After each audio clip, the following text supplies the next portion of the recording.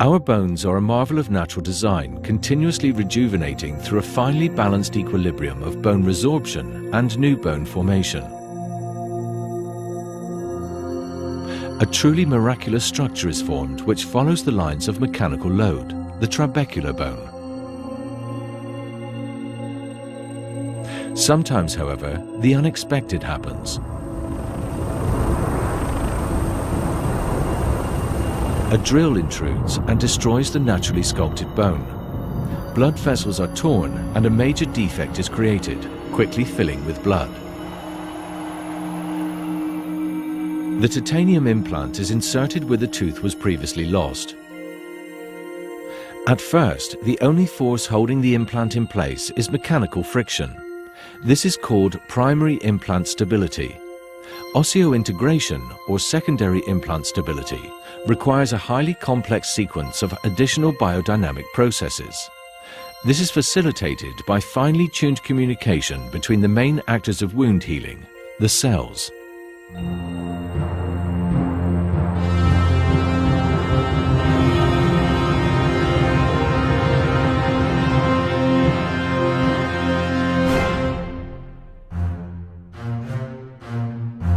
The blood immediately perfuses the surgical site, providing the cues for subsequent healing. Within seconds or minutes, ions and serum proteins such as albumin, fibrinogen and fibronectin begin adhering to the titanium surface.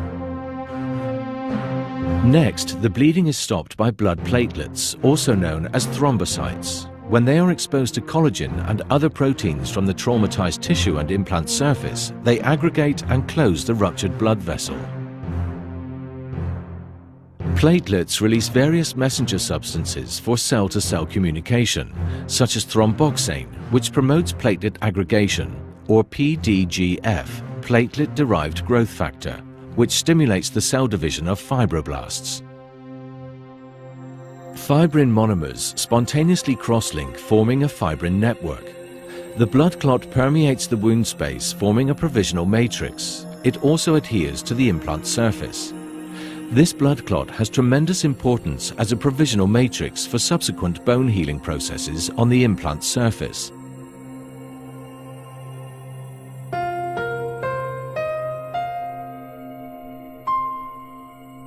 During the early stages of healing, immune cells clean the wound of the very fine bone chips, tissue debris, and oral bacteria that remain following the surgical procedure. In a first step, bradykinin from the platelets increases blood vessels' permeability. As a result, the endothelial cells move apart very slightly.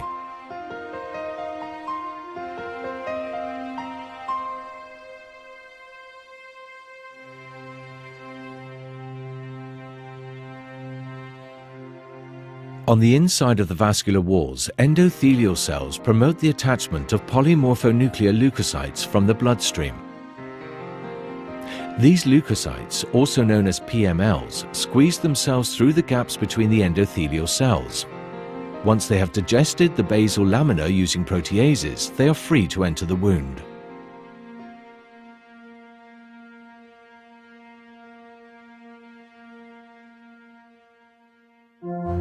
PMLs chemotactically navigate toward the wound along a molecular concentration gradient. These molecules include bacterial proteins, fibrinopeptides, and pro-inflammatory interleukins. Upon arrival, they kill bacteria through the release of reactive oxygen species. PMLs also release highly digestive enzymes such as collagenase and elastase. The wound then proceeds through an uneventful healing process, or a toxic wound environment develops with elevated bacterial counts and toxic byproducts, potentially leading to wound breakdown and implant loss. PMLs can call for auxiliary support, for example through the release of monocyte chemotactic protein, or MCP1. Macrophages respond and are the next actors to arrive on the scene. They too eliminate bacteria by phagocytosis.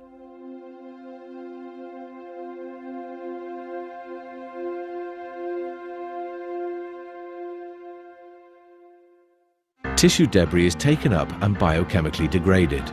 Macrophages synthesize pro-inflammatory cytokines and proteases. Macrophages dominate during the late inflammatory phase. Using endogenous inhibitors for digesting proteinases, the so-called TIMPs, macrophages help stop the round of tissue destruction started by PMLs. This preserves the matrix proteins and proteoglycans in the wound, which in turn protect important growth factors. Messenger substances such as VEGF, PDGF, and FGF stimulate fibroblasts and angiogenesis, which initiate the proliferative phase.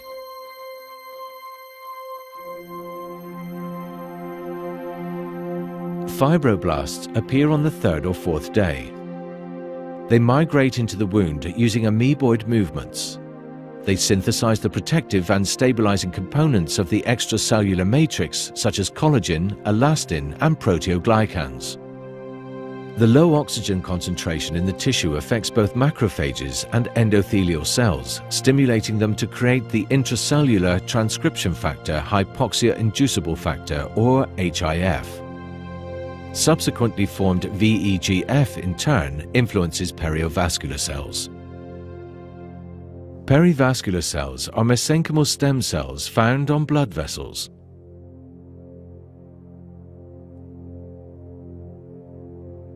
They migrate along the VEGF gradient into areas of low partial oxygen pressure. Here they form new blood vessels that finally integrate into the existing vascular network. Angiogenesis restores the oxygen supply and forms the foundation of bone healing.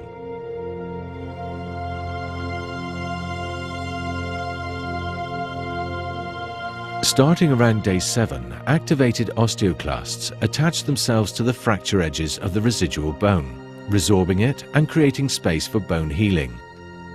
However, this will initially reduce the primary stability of the implant.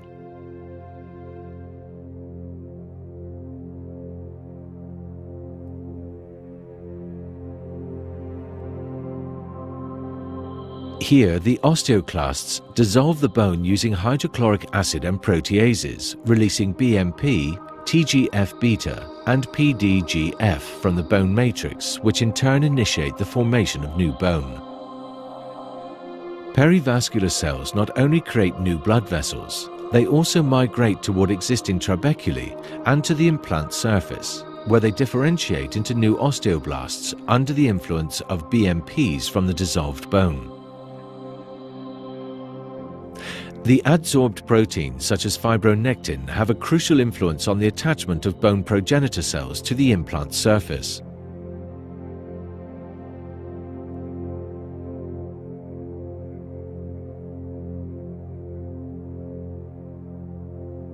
The osteoblasts form an organic matrix that is mineralized by incorporating calcium phosphate. Under the optical microscope, bone is visible on the implant surface. Under the electron microscope, though, a thin protein layer is seen between the bone and the titanium surface. Mechanical stability is ensured by interlocking with the surface of the implant. At the end of the first week after surgery, woven bone is formed at the implant surface. This in turn promotes increasing secondary stabilization of the implant, making up for the progressive loss of primary stability. The formation of woven bone concludes the proliferative phase of wound healing.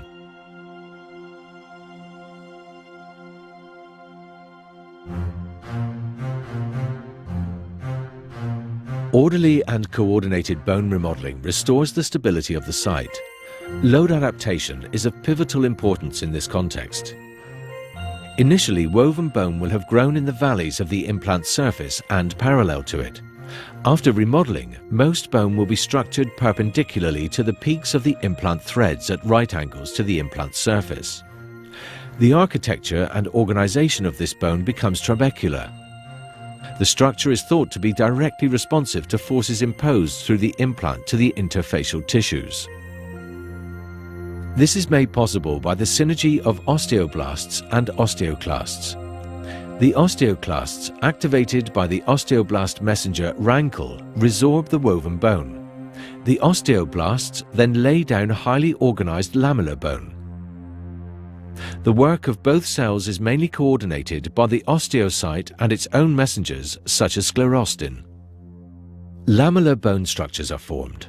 Similar to the arches and vaults in a Gothic cathedral, they absorb the stresses of occlusal load. We are back at an efficient trabecular bone meshwork, perfectly adapted to the new situation.